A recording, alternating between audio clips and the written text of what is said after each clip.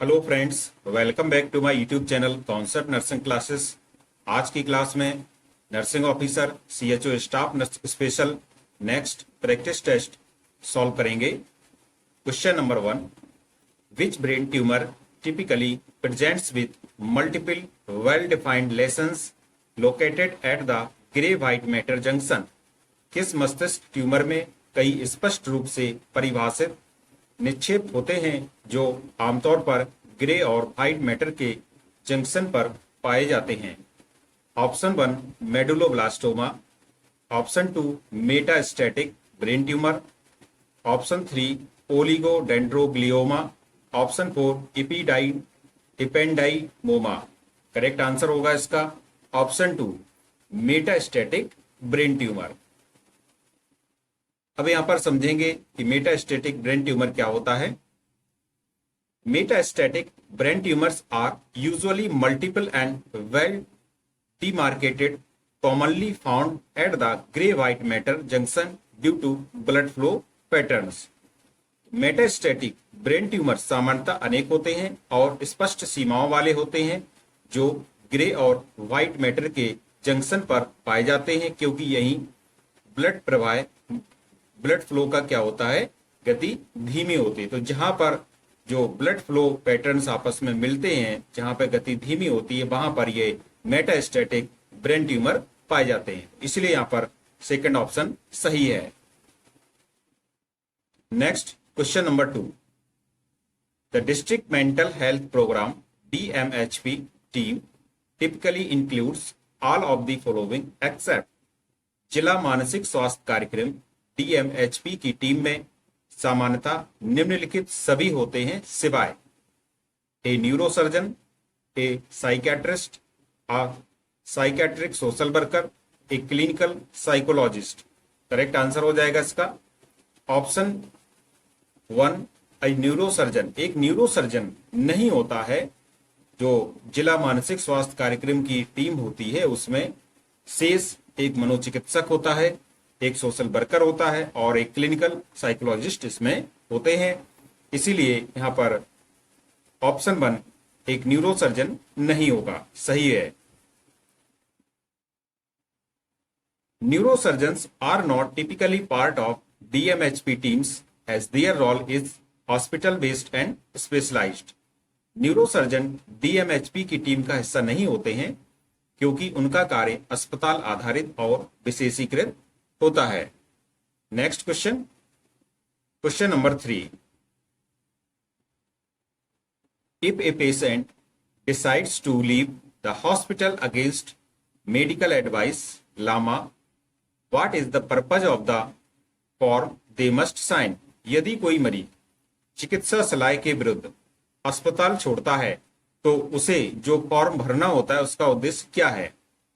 Option 1 to legally release the doctor and hospital from responsibility for the patient's condition, option 2 to reflect the patient wishes, option 3 to use if patient return for readmission, to ethically indicate that patient can take care of self। तो यहाँ पर यदि कोई patient अपने आप से स्वयं से बिना किसी डॉक्टर की मर्जी से अस्पताल छोड़ना चाहता है तो उसको एक फॉर्म पर साइन करने होंगे और इसका जो उद्देश्य होता है यह होता है कि जो चिकित्सक और अस्पताल है मरीज की जो स्थिति की कानूनी जिम्मेदारी से वह मुक्त हो चुके हैं। तो इसीलिए यहां पर पहला ऑप्शन सही है। The LAMA form is a legal document that protects the hospital and doctors from liability when a patient chooses to leave against advice. LAMA form एक कानूनी दस्तावेज होता है जो मरीज के अपनी मर्जी से जाने की स्थिति में डॉक्टर और अस्पताल को जिम्मेदारी से मुक्त करता है। Next question, question number 4, what is a risk factor for hypercalcemia? Hypercalcemia का एक जोखिम कारक क्या है? Malabsorption, sepsis, alcohol, prolonged immobilization. यहां पर बात हो रही है हाइपरकैल्सीमिया की। जब ब्लड में कैल्शियम का स्तर ज्यादा हो जाता है तो लंबे समय तक कैल्शियम निकलता रहता है जब हड्डी से, तो ब्लड में कैल्शियम बढ़ ही जाएगा। तो इससे क्या प्रॉब्लम होती है? तो इससे जो प्रॉब्लम हो सकती है यह होती है प्रोलॉन्ग इमोबिलाइजेशन। इसलिए यहाँ पर फोर्थ ऑप्शन सही है। Prolong immobilization can lead to bone reabsorption causing increased calcium level in the blood. लंबे समय तक स्थिर रहने पर हड्डियों से कैल्शियम निकलता है, जिससे रक्त में कैल्शियम की मात्रा बढ़ जाती है। इस प्रकार से यहाँ का करेक्ट आंसर होगा जो हाइपर कैल्सीमिया का एक रिस्क फैक्टर है, यह है prolong immobilization. Next question number 5। In child guidance clinics an important component of parental education is. बाल निर्देशन क्लिनिक में माता पिता की शिक्षा का एक महत्वपूर्ण घटक है। Option 1 avoiding interaction with family, giving the child's independence, strengthening family interaction, isolation the child. Correct answer होगा ऑप्शन 4 इसका सही हो जाएगा। सॉरी, ऑप्शन 3 सही है, स्ट्रेथनिंग द फैमिली इंटरेक्शन। जो पारिवारिक का एक परिवार होता है, एक फैमिली होती है, उसकी जो फैमिली इंटरेक्शन है, आपस में क्रियाएं हैं, उनको मजबूत करना, यह माता पिता की शिक्षा का एक महत्वपूर्ण घटक होता है। इसलिए यहां पर तीसरा ऑप्शन सही हो जाएगा। Strengthening of family interaction, encouraging positive family interaction helps in improving the child's behavior and emotional development। सकारात्मक पारिवारिक अन्योन्य क्रिया बच्चे के व्यवहार और भावनात्मक विकास को बेहतर बनाती है। Next question number 6। Which of the following can inhibit the formation of myometrial gap junction? निम्नलिखित में से कौन मायोमेट्रियल गैप जंक्शन के निर्माण को रोक सकता है? Oxytocin, progesterone, estrogen, prostaglandins. तो इसका करेक्ट आंसर हो जाएगा ऑप्शन 2 प्रोजेस्टेरॉन। इसमें एक ऐसा हार्मोन होता है जो कि मायोमेट्रियल गैप जंक्शन बनने से रोकता है, जिससे जो गर्भाशय की मांसपेशियां हैं ये क्या रहती हैं? शिथिल रहती हैं, रिलैक्स रहती हैं। तो इस प्रकार से इसमें सेकंड ऑप्शन सही है। Progesterone maintains uterine relaxation by preventing the formation of myometrial gap junction. Progesterone myometrium में गैप जंक्शन बनने से रोकता है, जिससे गर्भाशय की मांसपेशियां शिथिल रहती हैं। Next question number 7।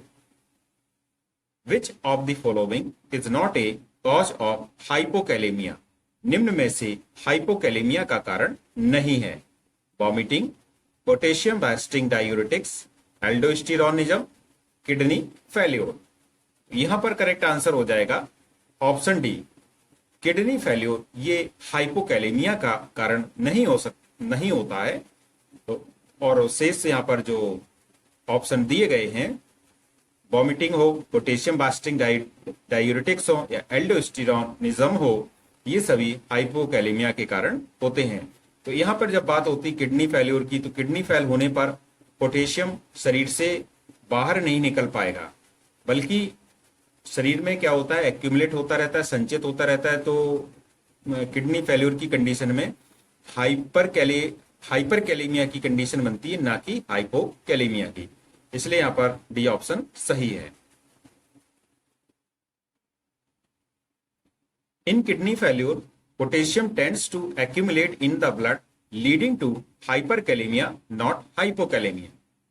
Kidney failure में शरीर पोटेशियम को बाहर नहीं निकाल पाता है, जिससे हाइपरकैलेमिया मींस पोटेशियम अधिक होना होता है, ना कि हाइपोकैलेमिया।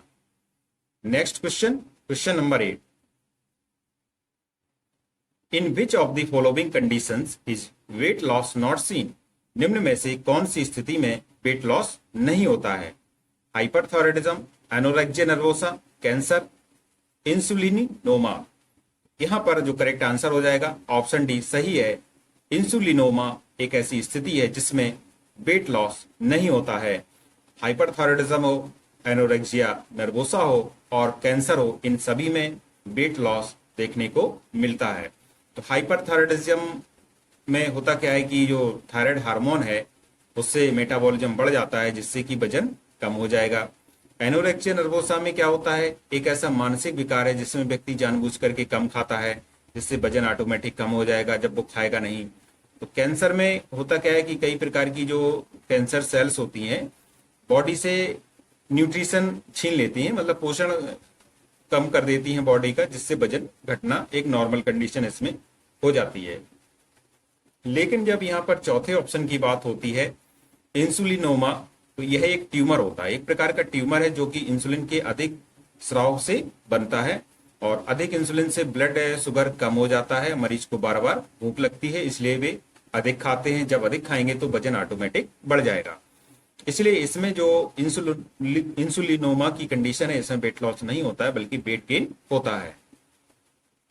नेक्स्ट क्वेश्चन की ओर चलेंगे। Question number 9, treatment of choice for open angle glaucoma is, open angle glaucoma के लिए प्राथमिक उपचार क्या है? Surgical, medical, trabeculoplasty, none of the above. Open angle glaucoma एक ऐसी स्थिति होती है जिसमें आंख के अंदर जो इंट्राओक्यूलर प्रेशर होता है IOP ये बढ़ जाता है, और बढ़ने का कारण होता है क्योंकि इसमें जो इस प्रकार से आंख के अंदर का लिक्विड बाहर नहीं निकाल पाता है, जिससे अंदर का प्रेशर बढ़ जाएगा। जब प्रेशर बढ़ जाएगा तो इसको सर्जरी द्वारा कम किया जाता है, और ये सर्जिकल प्रोसेस ही इसका प्राथमिक उपचार होता है। तो इसलिए यहां पर ऑप्शन ए सही हो जाएगा। Next question, question number 10, what is the meaning of Cheyne Stokes respiration? Cheyne Stokes श्वसन का क्या अर्थ है? Periods of tachypnoea alternating with apnoea, periods of hypopnoea alternating, deep regular wheezing respiration, increased rate of respiration. तो इसका correct answer हो जाएगा option A, period of tachypnoea alternating with apnoea. तेज श्वसन और श्वसन रुकने की अवधि ये अल्टरनेट क्रम में होते हैं। तो ये एक जो काइनेस्ट्रॉक्स रेस्पिरेशन होता है, विशेष प्रकार का रेस्पिरेटरी पैटर्न होता है जिसमें सांस तेज होती है। तो टैकीपनिया होती है, फिर अचानक सांस रुक जाती है। तो पहली टैकीपनिया और फिर अल्टरनेटिंग, उसके बाद एपनिया, तेज सांस चलना, अचानक से रुक जाना। इसलिए यहां पर पहला ऑप्शन सही हो जाएगा। Next question number 11, before paracentesis what should the nurse advise a patient with ascites? Ascites के मरीज को पैरासेंटेसिस से पहले नर्स क्या सलाह दे? Remain NPO for 24 hours, empty bladder, supine position, eat low fat meal. इसका आंसर आपको सोचना है क्या हो सकता है। तो इसका जो करेक्ट आंसर होगा ऑप्शन बी सही है, एम्प्टी ब्लैडर। अब इसमें होता क्या है कि पैरासेंटेसिस एक ऐसी प्रक्रिया होती है जिसमें जो स्टोमक होता है उसमें जो एसाइटिस फ्लूइड होता है उसको बाहर निकाला जाता है। तो पैरासेंटेसिस का मतलब है पेट में जमा तरल पदार्थ को बाहर निकालना। और यदि मूत्रा से भरा होगा तो क्या होगा? तो इन्वेजन के दौरान मूत्राशय क्षतिग्रस्त हो सकता है। इसलिए मरीज को सलाह दी जाती है कि वो है पैरासेंटेसिस से पहले मूत्राशय को पूरी तरह खाली करें। अब यहाँ पर जो NPO है, NPO रहने की यहाँ पर कोई जरूरत नहीं है, क्योंकि और सुपाइन पोजीशन प्रक्रिया के दौरान अपनाई जाती है, और कम वसा वाला भोजन भी इस संबंध से कोई पैरासेंटेसिस से कोई विशेष संबंधित नहीं है। इसलिए यहाँ पर बी ऑप्शन सही है। Next question, question number 12, which of the following is not a toxin mediated infection? निम्न में से कौन सा टॉक्सिन मेडिएटेड इन्फेक्शन नहीं है? Tetanus, botulism, malaria, cholera. तो इसमें से कुछ ऐसे इन्फेक्शन है जो कि शरीर में टॉक्सिन पैदा करते हैं और व्यक्ति बीमार होता है। तो यहाँ पर जो टिटनेस है यह भी टॉक्सिन मीडिएटेड होता है, बॉटुलिज्म भी टॉक्सिन मेडिएटेड होता है, इसमें भी टॉक्सिक सब्सटेंस बनते हैं, कॉलरा में भी टॉक्सिक सब्सटेंस बनते हैं। केवल यहाँ पर जो मलेरिया है एक परजीवी संक्रमण होता है, एक पैरासिटिक इन्फेक्शन होता है, और जो कि प्लाज्मोडियम से होता है, प्लाज्मोडियम एक प्रकार का प्रोटोजोआ है और इसका वेक्टर फीमेल एनाप्लिस होती है। तो यह एक टॉक्सिन जनित नहीं होता है। शेष यहाँ पर सभी ऑप्शन टॉक्सिन जनित होते हैं, इसलिए सी ऑप्शन सही हो जाएगा। Next question, question number 13। What advice should the nurse give at discharge to a patient with permanent colostomy? स्थायी कॉलोस्टॉमी वाले मरीज को डिस्चार्ज पर नर्स को क्या सलाह देनी चाहिए? Reduce activity and exercise, avoid daily bathing, take bland and low residue diet, periodic stoma dilation. Correct answer होगा ऑप्शन सी, हल्का व कम अवशेष वाला आहार लें। Take bland and low residue diet, ऐसी डाइट लेना है जिसमें अवशेष कम बने और डाइट को क्या होना चाहिए? कम होनी चाहिए, हल्की होनी चाहिए। फैटी डाइट नहीं लेना है या अधिक ज्यादा हैवी डाइट भी नहीं लेना है। तो इस प्रकार से इसमें करेक्ट आंसर है ऑप्शन सी। अब होता क्या है यहाँ पे, कोलोस्टॉमी, परमानेंट कोलोस्टॉमी वाले मरीज का क्या होता है, पाचन तंत्र बदल जाता है। कोलोस्टॉमी हो रही है चूंकि, तो कोलन को हटाया जाएगा, तो इसमें क्या होता है, कुछ पाचन तंत्र, उसका जो डाइजेस्टिव सिस्टम है वो कुछ चेंज हो जाएगा। तो चेंज होने से कई प्रकार की समस्याएं भी आ सकती हैं। यदि आप कुछ ऐसा खाते पीते हैं, यदि समस्या आपके खाने पीने से भी पैदा हो सकती है, क्योंकि जो लो रेजिड्यू डाइट होता है उससे क्या होता है, जो स्टूल होता है, जो मल होता है, उसकी मात्रा और कठोरता कम होती है, जिससे स्टोमा की देखभाल आसान होती है और जलन की संभावना कम होती है। दूसरी बात, हल्का आहार लेने से जो हमारा डाइजेस्टिव सिस्टम है उस पर दबाव, प्रेशर कम पड़ेगा, आसानी से पच जाएगा, और पचने के बाद उसमें अभी जो बताया गया था कि स्टूल की मात्रा भी कम होगी और सॉफ्ट होगी। तो इस प्रकार से इसमें सी ऑप्शन सही है। Next question, question number 14। Decreased CSF glucose concentration is a characteristic feature of which disease? CSF glucose की मात्रा कम होना निम्न में से किस बीमारी का विशिष्ट लक्षण है? Bacterial meningitis, viral meningitis, multiple sclerosis, epilepsy. कुछ सेकंड का समय है आपके लिए, अपना उत्तर सोचिए। तो इसका जो करेक्ट आंसर हो जाएगा बैक्टीरियल मेनिंजाइटिस। बैक्टीरियल मेनिंजाइटिस एक ऐसी कंडीशन होती है जिसमें CSF ग्लूकोज की मात्रा कम हो जाती है। तो इसलिए यहां पर ए ऑप्शन सही है। अब बात करते हैं बैक्टीरियल मेनिंजाइटिस की। तो बैक्टीरियल मेनिंजाइटिस ब्रेन और जो स्पाइनल कॉर्ड होती है, रीढ़ की हड्डी होती है, उनके ऊपर मेनिंजेस में बैक्टीरिया के कारण इन्फेक्शन हो जाता है। जब इन्फेक्शन हो जाएगा, ये मेनिंजेस के ऊपर इन्फेक्शन यहाँ पर हो जाता है, तो इससे CSF में जो ग्लूकोज है, CSF में जो ग्लूकोज होता है उसकी मात्रा क्या होती है, घट जाएगी, क्योंकि बैक्टीरिया ही ये ग्लूकोज खाने लगेंगे जो इन्फेक्शन फैलाने आए हैं। पता चला वही बैक्टीरिया अपना भोजन कहाँ से लेंगे, वो यहीं कहीं से लेंगे, तो वो लेते हैं CSF के ग्लूकोज से, उपयोग करने लगते हैं। तो इस प्रकार से CSF का जब उपयोग करेंगे, CSF ग्लूकोज का उपयोग करेंगे, तो निश्चित बात है ग्लूकोज की मात्रा उसमें कम हो जाएगी। Next question, question number 15। Which of the following is a sign of portal hypotension, hypertension? निम्न में से कौन सा पोर्टल हाइपरटेंशन का लक्षण है? Oesophageal varices, splenomegaly, ascites, all of the above. इसमें जो ऊपर के सभी ऑप्शन दिए गए हैं, ये सभी पोर्टल हाइपरटेंशन के लक्षण होते हैं, इसीलिए यहां पर डी ऑप्शन सही है। अब यहां पर जब बात होती है पोर्टल हाइपरटेंशन, तो पोर्टल हाइपरटेंशन एक लीवर की बीमारी होती है। इस प्रकार से लीवर की एक बीमारी है पोर्टल हाइपरटेंशन। तो इसमें यहाँ पर क्या आता है, एक लीवर में पोर्टल वेन आती है। तो पोर्टल वेन में क्या होता है, जो प्रेशर होता है वो बढ़ जाता है, ब्लड का प्रेशर बढ़ जाता है, तो इसी को कहते हैं पोर्टल हाइपरटेंशन। तो जब ब्लड का प्रेशर बढ़ जाएगा तो ब्लड फ्लो में क्या आती है, ऑब्स्ट्रक्शन आता है, और उसके कई लक्षण होते हैं, जैसे ईसोफेजियल वेरिसिस, मींस जो ईसोफेजियल अन्न की नलियां होती हैं वो फैल जाती हैं, और जब फैल जाती हैं तो फट भी सकती हैं। स्प्लेनोमेगेली, स्प्लेनोमेगेली यहाँ पर प्लीहा होती है इस प्रकार से स्टोमक के आसपास पीछे, तो ये भी क्या करती है, ये बढ़ जाती है, इसका आकार बढ़ जाता है। और एसाइटिस में जो पेट में तरल पदार्थ है, फ्लूइड है, ये स्टोर होने लगता है, यानी कि जमा हो जाता है। तो ये सभी जो लक्षण होते हैं ये सभी पोर्टल हाइपरटेंशन के संकेत हैं। तो इस प्रकार से आज का प्रैक्टिस टेस्ट यहीं पर समाप्त होता है। यदि आपको ये अच्छा लगे तो please like, comment and subscribe my channel. Thank you.